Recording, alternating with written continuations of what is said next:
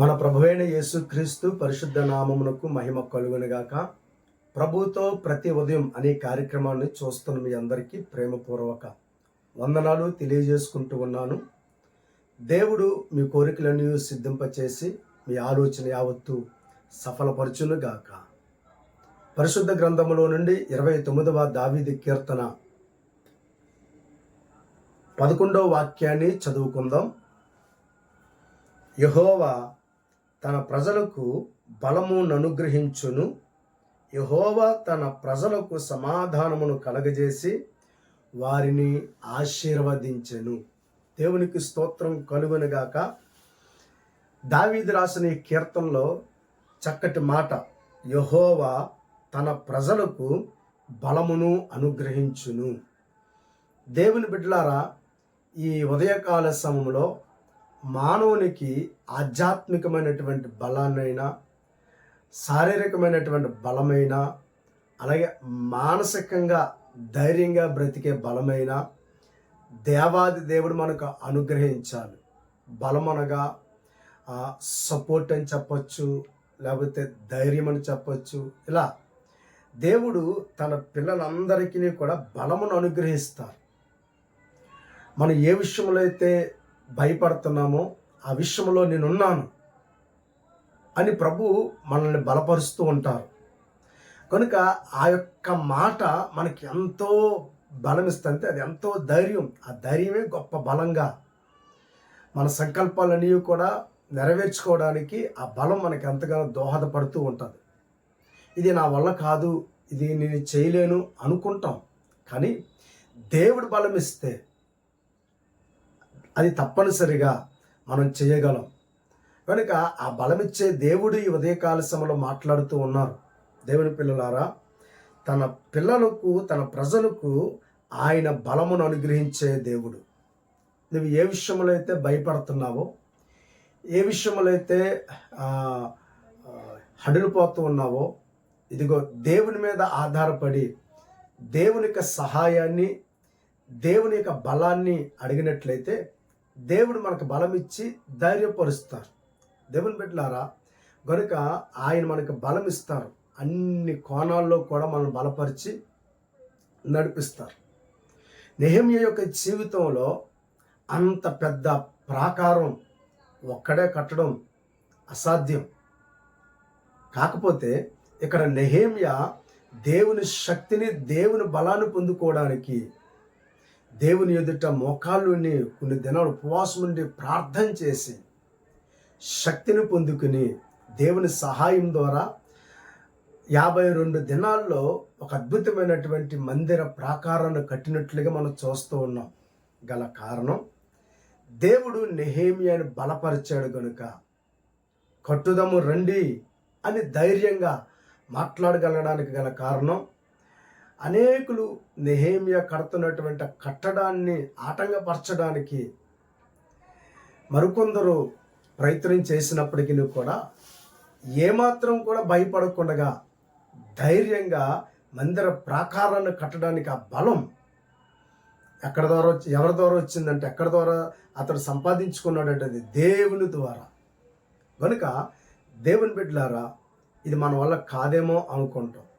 దేవుని చిత్తానికి అప్పగించి ప్రార్థన చేసినప్పుడు, దేవుడు మనం బలపరిచినప్పుడు, మనం ముందుకు సాగిపోతున్నప్పుడు సమస్తమైన కార్యాలు మన ద్వారా దేవుడు జరిగిస్తాడు. దేవునికి స్తోత్రం కలుగునుగాక. కనుక ఈ ఉదయకాల సమయంలో మరి ఆ బలం ఎలాగొస్తుంది అని మనం ఆలోచన చేసినట్లయితే, యెహోవా కొరకు ఎదురు చూడడం ద్వారా, అనగా ఆయన మీద ఆధారపడడం ద్వారా, ఆయనను మనం ఆయన మీద ఆనుకోనడం ద్వారా దేవుడు మనకు బలం ఇస్తారు.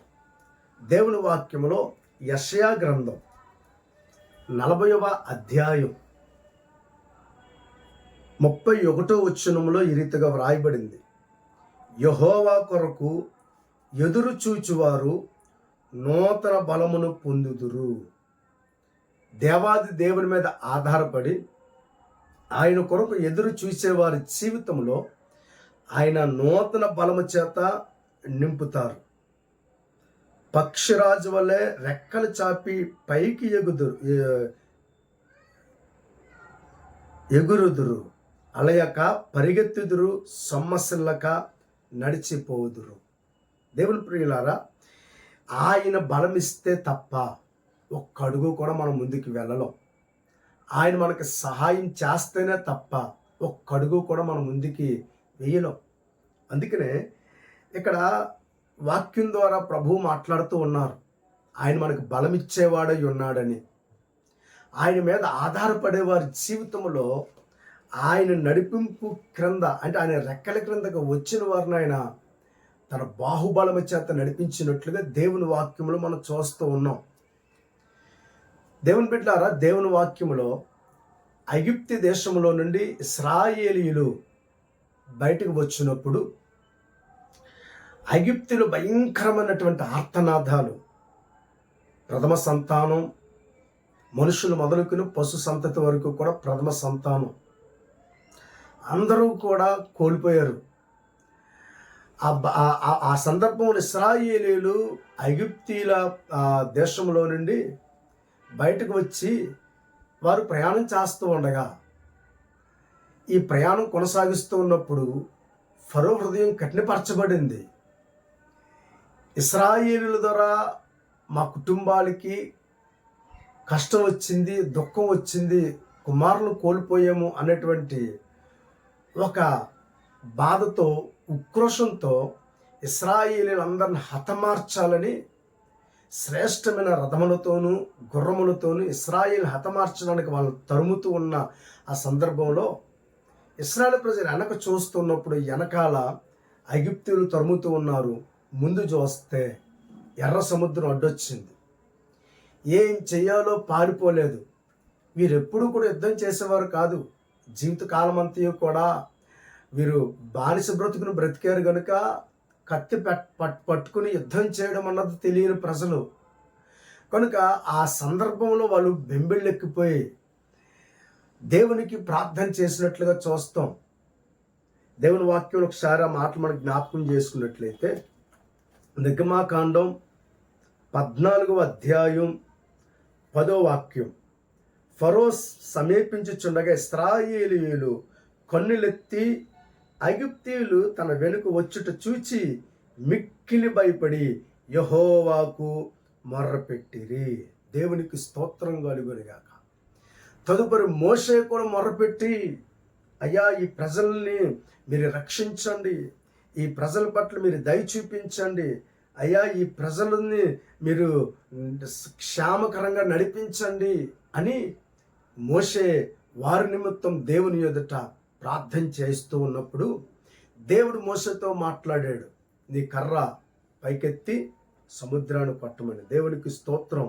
దేవుని వాక్యములో 16వ వచనం చూడండి, నీవు నీ కర్రని ఎత్తి ఆ సముద్రం వైపు నీ చేయి చాపి దాన్ని పాయలుగా చేయము, అప్పుడు ఇశ్రాయేలులు సముద్రం మధ్యాహ్న ఆరిన నేలను నడిచిపోదురు అని దేవుడు చెప్పినప్పుడు వెంటనే మోషే అలాగూ చేసిన తర్వాత సముద్రం, ఎర్ర సముద్రం 2 పాయలయ్యింది.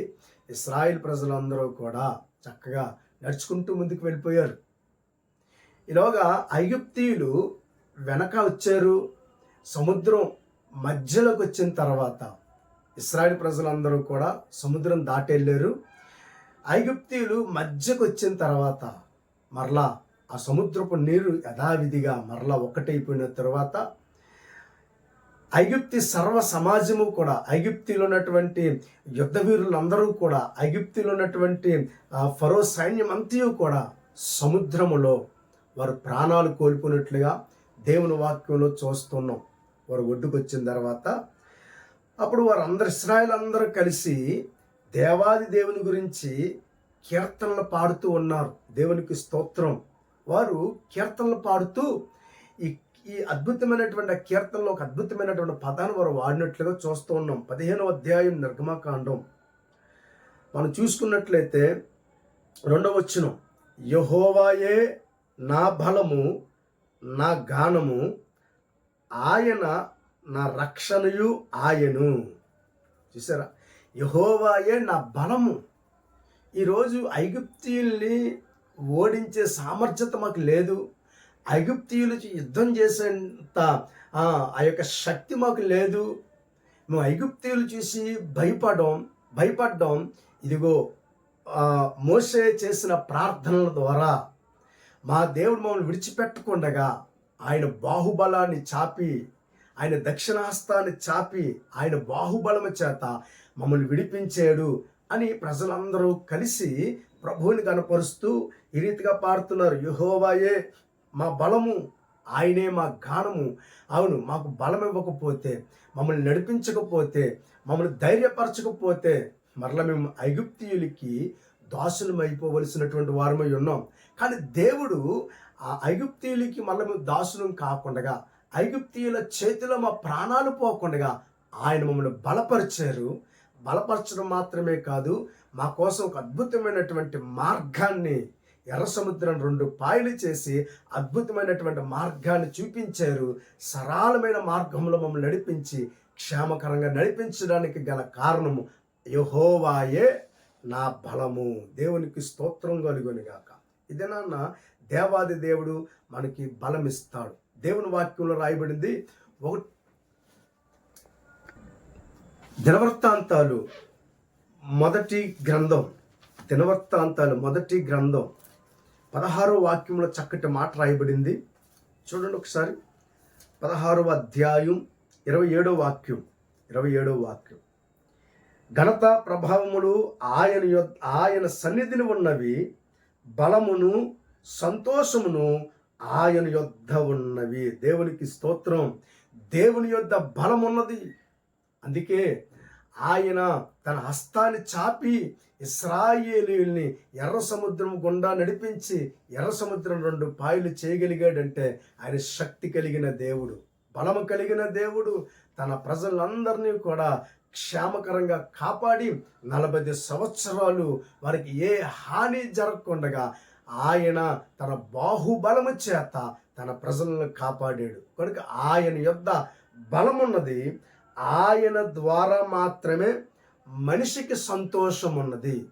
ఆయన మనకు బలం ఇవ్వకపోతే మనం శక్తిహీనులం అవుతాం. ఆయన మనకు బలం ఇస్తున్నారు కనుక ఆ బలాన్ని బట్టి ప్రభువుని గణపరచడానికి, ఆ ప్రభువుని ఆరాధించుకోవడానికి మనం ముందుకు సాగిపోతూ ఉన్నామంటే దానికి గల కారణం ఒకటే, అన్ని వేళలా కూడా దేవుడు మనల్ని బలపరుస్తున్నారు. దేవుడు అనారోగ్యంగా ఉన్నప్పుడు ఆరోగ్యం ఇచ్చి బలపరుస్తున్నారు. చేతి నిండా పని లేనప్పుడు పనినిచ్చి బలపరుస్తూ ఉన్నారు. అలాగా చెప్పుకుంటూ వెళ్తే అనేకమైనటువంటి సందర్భాల్లో మన జీవితంలో బలహీనతలన్నిటిలో నుండి, అధైర్యాలన్నిటిలో నుండి, పిరికితనములన్నిటిలో నుండి మనం విడిపించి బలపరిచి నేనున్నాను భయపడకని భరోసా ఇచ్చి మనం నడిపిస్తూ ఉన్నారు. కనుక అలాంటి దేవుని ద్వారా మన జీవితంలో ఏం కలుగుతుందంటే ఆనందం, సంతోషం కలుగుతూ ఉంది. కనుక కీర్తనకారుడు ఇక్కడ పాడుతున్న ఈ చక్కటి కీర్తన, ఘనత ప్రభావాలు ఆయన సన్నిధిని ఉన్నవని, బలము సంతోషము ఆయన యొద్ద ఉన్నవని ప్రభువుని గణపరుస్తూ ఉన్నారు. కనుక ఈ ఉదయకాల సమయంలో దేవుని బిడ్డలారా, దేవుడే మన బలం. అందుకనే దావీదు అంటాడు, యెహోవా నాకు బలమై ఉన్నాడు అని, యెహోవా నా బలము అని. అవును, ఈ ఉదయకాల సమయంలో నీ ఒంటరి జీవితంలో నా దేవుడే నీకు బలముగా ఉన్నాడు. నీకు అందరూ ఉండి ఏమీ లేనివాడు ఉన్నావా? ఇదిగో నా దేవుడే నీకు బలమై ఉన్నాడు. శత్రువులు నిన్ను తరుముతూ ఉన్నప్పుడు నేను అపాయంలో నుండి, వారి చేతుల్లో నుండి నువ్వు తప్పించబడుతూ ఉన్నావంటే అది కేవలం దేవుడు నిన్ను బలపరిచి వారి చేతుల్లో నుండి కాపాడుతూ ఉన్నాడు అనేటువంటి సత్యాన్ని మర్చిపోవద్దు దేవుని బిడ్డలారా. కనుక మన దేవుడు బలమును ధరింపచేసేవాడు ఉన్నాడు. ఆయన బలమును ధరింపచేసి నూతన శక్తి చేత నింపిన దేవుడై ఉన్నాడు. గనుక ఈ ఉదయకాల సమయంలో బలమై ఉన్న మన ప్రభువుని ఆత్మతోనూ సత్యముతోనూ ఆరాధిస్తూ ఆయన సహాయాన్ని వేడుకుందాం. కృపగలిగిన దేవుడు తన బలమును మనకు ధరింపచేసి నూతన శక్తినిచ్చి నడిపించును గాక. ప్రార్థన. ప్రేమ కలిగిన దేవా, మరొకసారి బలహీనులను బలపరిచే దేవుడువు. ఈ దినాన్ని ఎవరైతే బలహీనపరచబడ్డారో, మానసికంగా, శారీరకంగా, ఎవరైతే ఫైనాన్షియల్గా కూడా ఎవరైతే బలహీనంగా ఉన్నారో వారిని ధైర్యపరచండి, బలపరచండి. దేవుడు మాతో ఉన్నాడు, మాకేం పర్వాలేదు అనేటువంటి గొప్ప భరోసా, గొప్ప విశ్వాసం చేత నడిపించబడ్డానికి కావలసినంత బలాన్ని మీ బిడ్డలందరికీ ప్రసాదించమని వేడుకుంటూ యేసు యేసునామం దగ్గర ప్రార్థన అడుగుచున్నాము తండ్రి.